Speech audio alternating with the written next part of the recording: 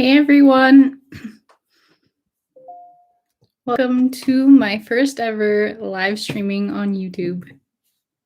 How is everyone doing tonight?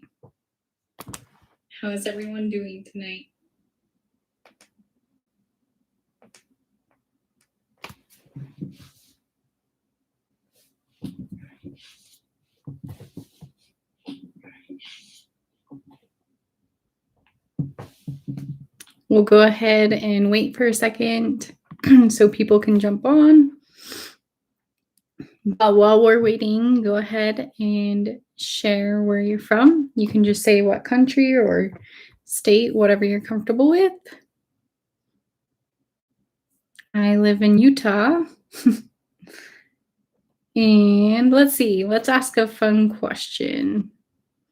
What is everyone's favorite ice cream flavor? I haven't had ice cream in a really long time because I'm not lactose intolerant. I can't have dairy. And so I'm dying to have some mint chocolate chip ice cream. If I could have some, that's what I would have.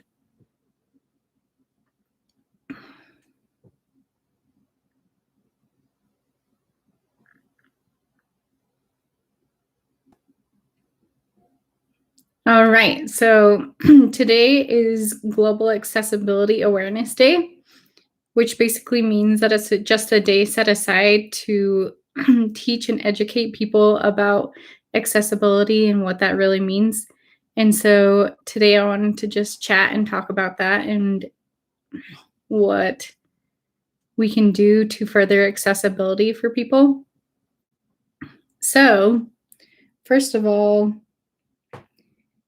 we need to think about what a disability really means. There's so many different types of disabilities. And I think that most people, when they consider disability, they think about the main ones like being blind or being in a wheelchair or being deaf.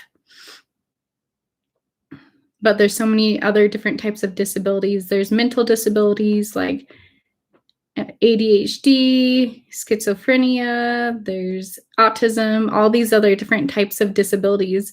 And there's even ones that are invisible that people don't know about. And so we need to be aware that there's a wide range of disabilities that exist and what those are so that we can further design and be good citizens that understand that there's a full spectrum of disabilities. And even for disabilities that are, for all of them, disabilities have a spectrum, right? So I've talked about this in videos before, but every type of disability has a spectrum, including, so a good example is vision, right? Because that's what I like to talk about. So on one side of the spectrum, there can be someone who's fully sighted and has no issues with their vision. But then there's people who are totally blind who can't see anything. And so they're on the other end of the spectrum where they have total vision loss. And so that's a sense that they don't have. But not in everyone fits in one of these categories, right? Of course not. So there's people in between who have low vision. Maybe they have glasses that help them see. Maybe they don't have glasses. There's people who are visually impaired who have vision loss, but they can still see some stuff.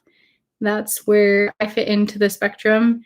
There's people who are considered legally blind, which doesn't mean they can't see anything. It just means that they can't see enough that they are able to be considered blind by the government. And so we need to keep in mind that there's a spectrum when it comes to vision, and especially for other disabilities as well. Like if we think about mobility disabilities, not everyone who has a mobility disability is in a wheelchair. And even those who are in wheelchairs, some people are always in a wheelchair because they don't have any mobility outside of using a wheelchair. Some people can take themselves in and out of a wheelchair. Some people need help getting in their wheelchair. Some people only use a wheelchair in certain situations when there's a lot of walking, and maybe the other times they can walk just fine, or they use a walker or a cane or something like that.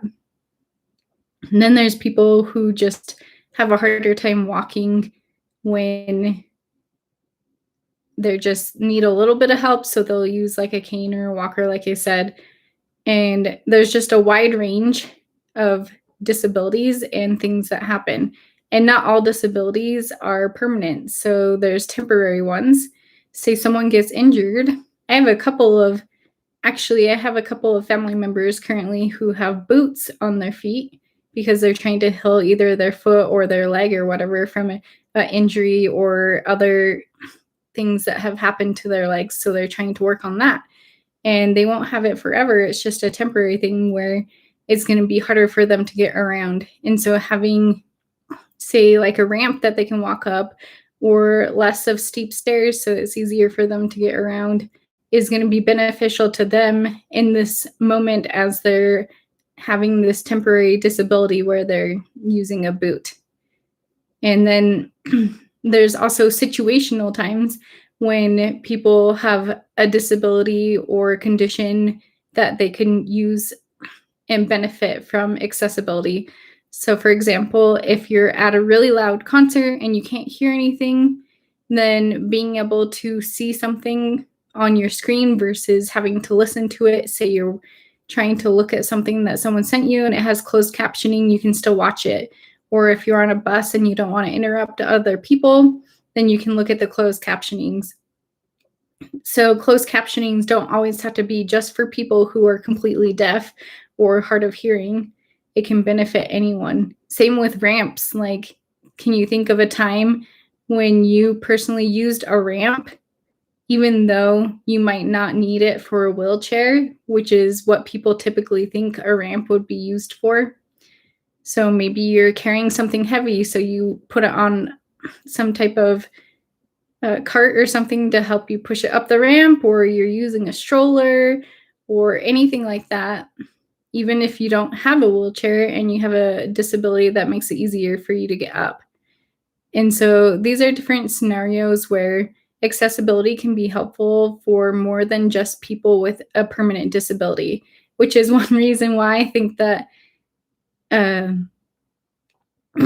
focusing on accessibility in design is so crucial, because a lot of people don't see the benefit of it until they have that issue in their life. So as long as we're always being proactive and finding ways to work on it now, then later on you might benefit from it if we're finding ways to make it so people have equal access. I have a friend who he actually got in a plane crash and survived it. But ever since that, he's had mobility disabilities. And he was talking to me about how ever since his accident, he's been so aware of how many different things that people with permanent disabilities or were born with them were dealing with. But before he got into this accident, he had no idea how much of a difference it made to not have like access to buildings, or like even with his wheelchair being able to get into a building or going to a simple park, same place as other people. And so if we work on doing designs that work for a wider range of people, it will really help. Melissa says she uses strollers on a ramp all the time.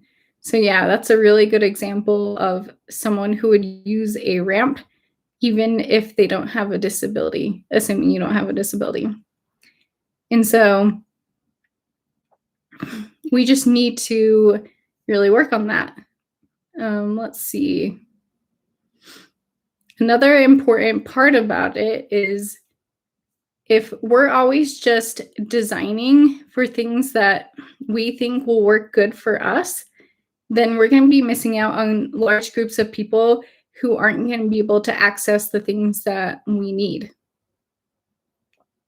So my aunt gave me a great example when we were talking once. She was telling me, so she has some vision loss, and she was talking to me about how we needed to work on finding a solution for conditioner and shampoo bottles, lotion bottles, you know, like the little ones that you get at a hotel. it's like nearly impossible to read it if you have vision loss. I don't know about a normal person, but it's really hard to see the text on a bottle of shampoo or conditioner at a hotel. In fact, I have a hard time seeing most of the time like a bottle of shampoo or conditioner of a regular size one. And so I actually saw this like awesome YouTube video by Molly Burke. She's a big YouTuber who's blind, and she did a video that actually came out today, which is kind of funny that it came out today. But it was all about beauty products and how we can make them accessible. And she had an idea that I've thought about before, where why don't we put like a triangle or a circle or whatever universal like symbol that can be touched or looked at on top of like beauty products that make it so that anyone who ever uses shampoo has a circle on their shampoo bottle. So if I were to go to a hotel, I could just touch the top of the bottle and it would have a circle on it. And I would know this is a shampoo bottle. And same within my house. I mean, shampoo and conditioner is a great example of a time when anyone can benefit from this, right? Think about it. When you're in the shower, you're usually probably closing your eyes, or you have soap and water in your eyes. So you're not necessarily going to be able to see the bottles that you're using as effectively because you're being impaired a little bit with the water and soap.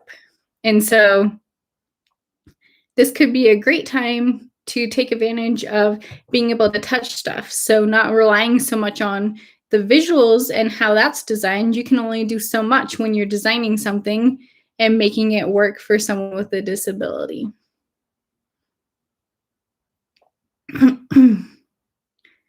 And if anyone has any questions or comments on what I'm saying, feel free to ask me in the comments and I'll make sure to answer those questions as best as I can. Let me check my notes to see what else I was going to say.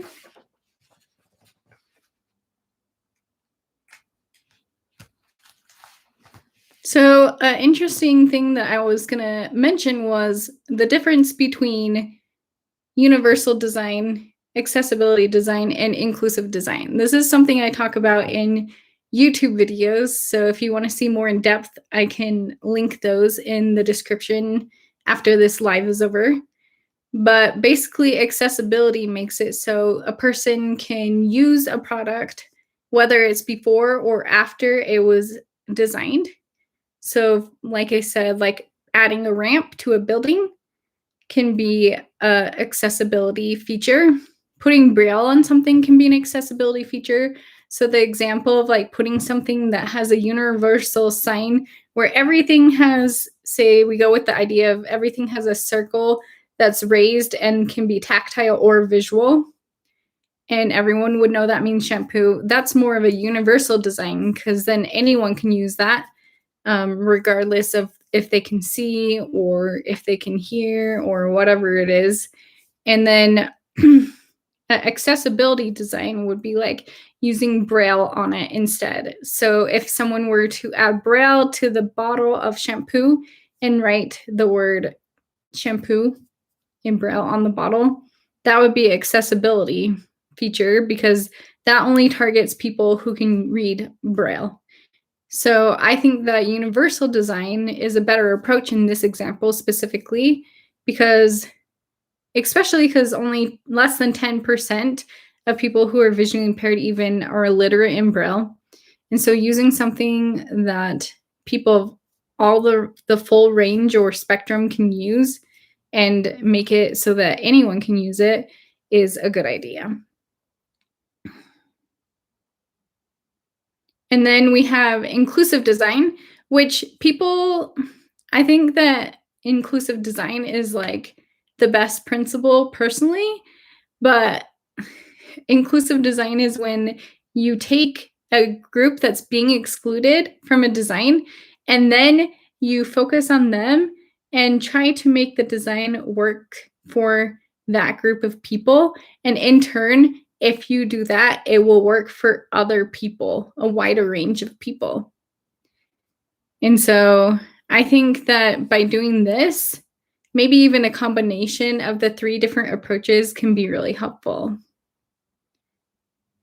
Let's see. We have a couple of comments. OM says, great idea for making shampoo bottles tactile, but how can we implement that or get all companies to comply to accessibility standards? That's a great question.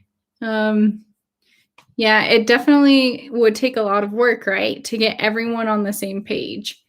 I think that one way that it could be approached is maybe finding like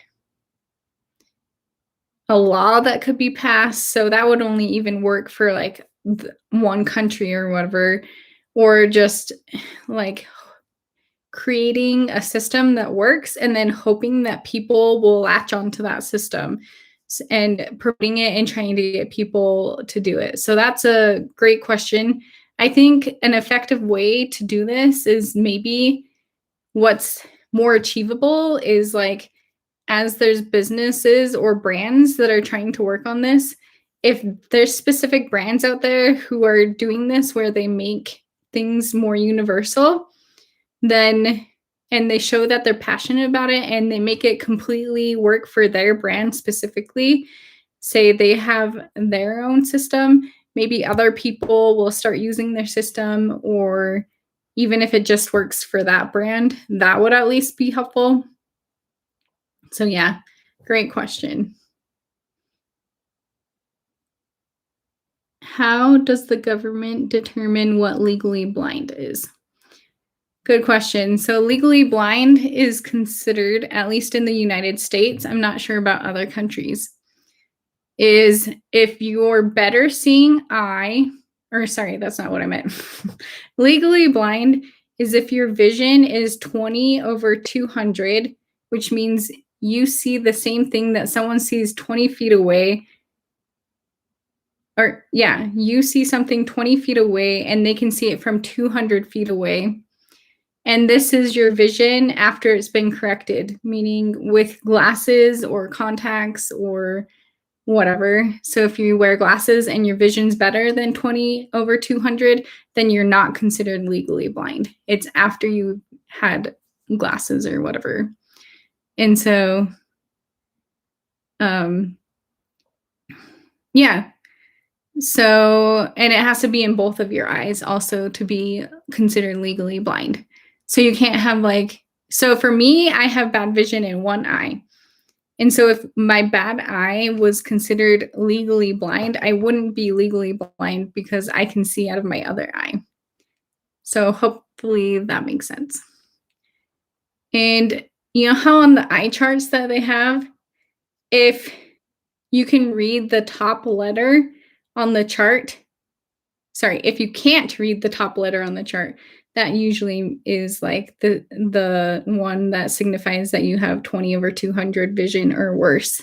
So the chart doesn't even show anything worse than that because typically those people can't really read letters from the distance. At least they do an eye doctor. Matthew says, that's exactly what I want to do. Yeah, let's do it. Let's band together and make designs universal. How do you feel about airlines charging overweight people for 2 seats? Is being overweight a disability? Yeah, that's an interesting question. I think I saw probably the same or similar article you're referring to. I have seen, yes, people consider being overweight could be considered a disability because it limits them from being able to do certain things in certain activities. And so if you consider it a disability, then it's probably not the best thing to be charging for 2 seats because then, well, on one hand, it's like they're not really accommodating or making it easier, but also you can obviously see that that's a tough one because then they're taking up a seat someone else could be sitting in. So, yeah, I'm not sure what my stance is on that specifically, but I definitely think that everyone has the ability to decide for themselves if they have a disability or not. So if someone who's overweight feels like they're not able to do a lot of normal things because of their weight, then they can consider themselves to have a disability. Does anyone else have any questions or comments?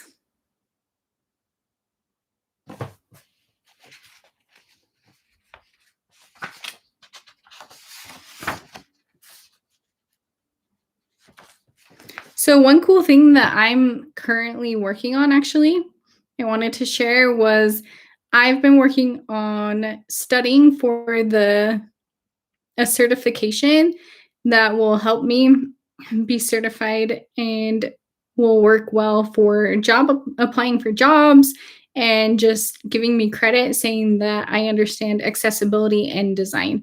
So the one that I really want to do is through the International Accessibility Association, and it's called the Certified Professional in Accessibility Core Competencies. So that's something that I've been studying for, and I'm hoping to take that test by the end of the year and have that certification. If there's anyone who has taken it or knows about it, it'd be fun to chat about that, and see what we can do about that in the future. I think it would be a great certification. I want to try to get it passed off by my current job to have them pay for it and support me in that. So I think it would benefit them if I did that. So we'll see if they'll let me do that. All right, let's see here. How long does it take to make a video on your YouTube channel? Usually it depends on the type of video that I'm creating. So anywhere from 5 hours to, I've made some that took like 20 hours. Yeah, and so it just depends on like what the content is, if I'm making graphics for it, if I have to go and film elsewhere. It just really depends on the content of the video. So my next video that I have coming out on Tuesday, I'm excited about because I'm redesigning another logo. I've had lots of people ask me to do more redesigned logos, and I'm going to be doing it for my state library for the blind and visually impaired. Their logo is horrible. It looks bad. It's really busy and it's hard to even tell what it is. So I'm excited to work on that logo in my next video. Let's see, we have a couple more comments. Maybe we could all choose a company like Johnson & Johnson and email them and let them know there's a need for tactile symbols on shampoo and conditioner. Yeah, that's actually a really great idea. That's something I should have thought of. Especially if they're like really not accessible. Maybe I could do like a video on it where I redesign. Maybe I should do a video where I redesign the packaging for something like shampoo and conditioner and show what that could look like and mock it up. And then we could send it to different companies and tell them like, this is how it could benefit us, and do almost like a petition type of thing where we have people who say that it could work well. That could be a really cool idea. I think letting people know when their designs aren't accessible by emailing them or contacting them is a great way to even make them aware. I think a lot of people just aren't even aware that their designs aren't accessible. And so the more effort people put into making that awareness there, it will definitely help. Let's see what else we have here. Yeah, sounds good. Actually, I just graduated with a design degree, and I want to focus my career on making things or altering things for folks with special needs disabilities. Oh, that's awesome. Where did you go to school, Matthew? I'm always curious because it's just fun to hear where people went to school. I went to the University of Washington, and that was a great experience.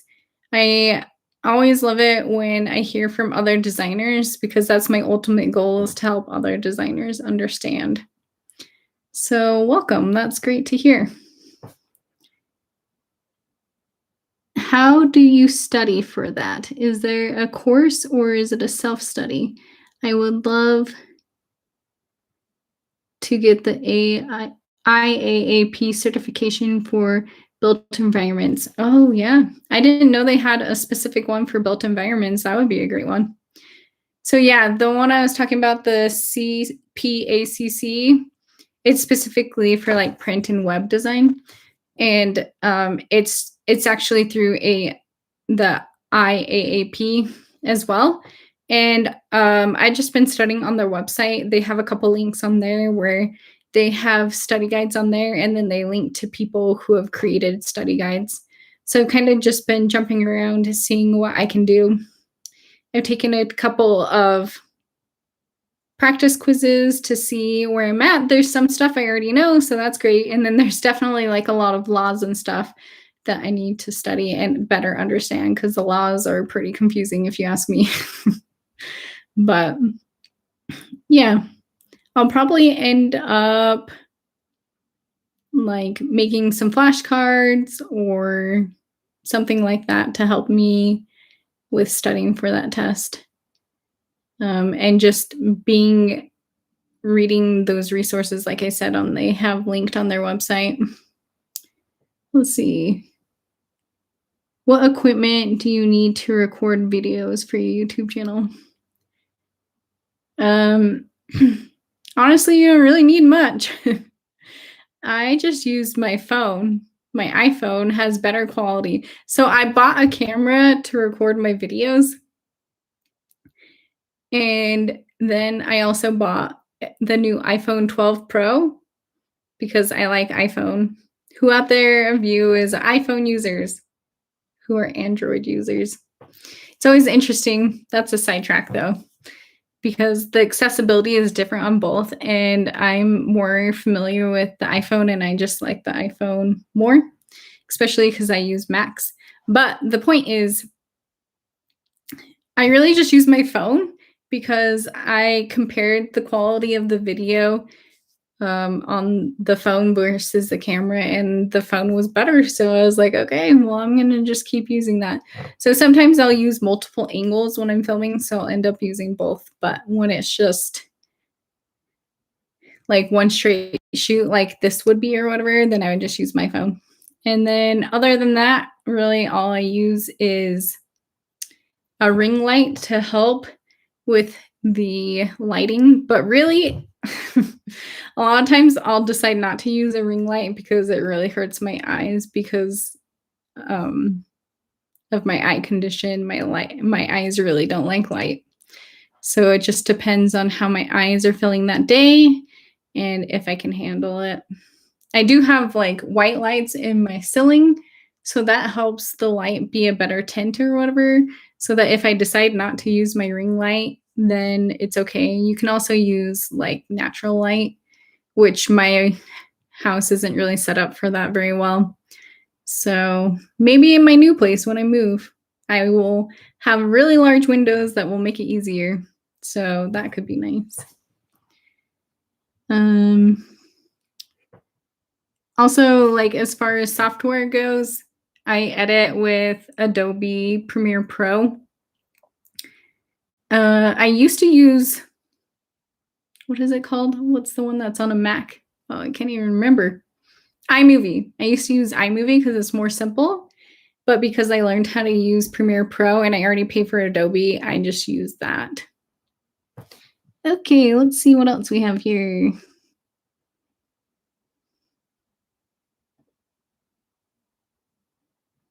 I went to Utah, Dallas, and not Utah. I heard that as Utah since I'm from Utah. I went to UT Dallas and I really enjoyed it. Learned a lot too. Okay, that's awesome.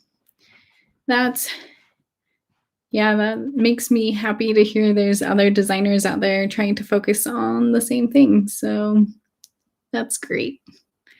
Do you use any text-to-speech software other than on your phone? Speech to text. I mostly use it on my phone. I actually use it more now on my phone and my computer. Like I'll use Siri a ton. Oh, for speech to text, I think Alexa would be considered that, right? Oh, sorry. Sorry, I don't. Now she thinks I'm talking to her. You want to Alexa, stop. Anyways, so yeah, I'll definitely use her a ton and it will make it easy. So for me to do things, when I get my new place, I'm really excited to set it up so that my lights would work by Alexa. I want to try to, oh no, I'm talking again. Hold on, I'm going to unplug her. Anyways, I want to set it up so it's a smart house so I don't have to she can do as much as she can to help me other than Siri on my phone and Alexa. I don't really use speech to text. I do use voiceover on my computer to help me with some stuff, which isn't speech to text, but yeah. All right. You use an Android? Yeah. I want to look at an Android and see what their accessibility is like because I haven't actually looked at it very recently. So maybe I'll have to borrow your phone and see what that's like.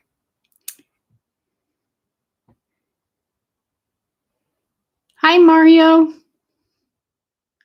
How you doing? Thanks for jumping on. It's good to see you. I hope that says Mario and not Marlo. It's a little hard for me to tell the difference between an I and an L in that font, but I'm pretty sure it says Mario.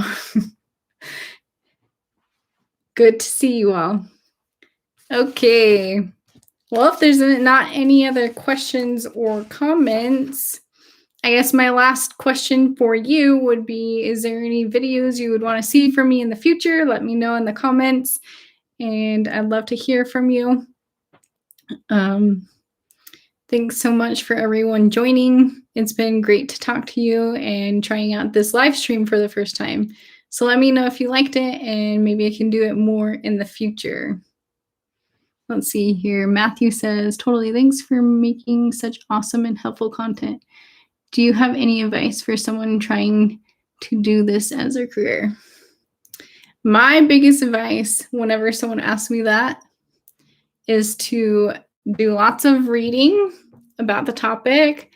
So if you're not sure what to start with on reading, I actually have a YouTube video about my top 5 recommendations for accessibility design books. And so I can link that also for you once this ends. There's some really good books out there. They're mostly pretty new, actually, in the last couple of years, because this is more of a new development. But ultimately, one of my biggest tips is to not be afraid to talk to people with disabilities. Treat them the same as you treat anyone else. Get to know them, ask them like how things can be improved for them. And especially if you have like a job where you're working on things, make it known to your supervisor or boss or whatever that you really want to focus on making things accessible. Just always making it sure part of your process where it's something you're always thinking about. And yeah, because for me, like I'm constantly bringing it up at work, and people at work are like, oh, that's something I didn't even think about. Like I would have never considered that.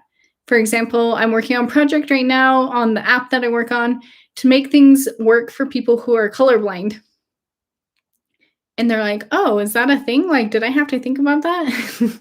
I work on a language learning app. And so currently there's no way to tell if an answer is right or wrong without knowing that it's green or red, which is terrible for someone who's colorblind, right?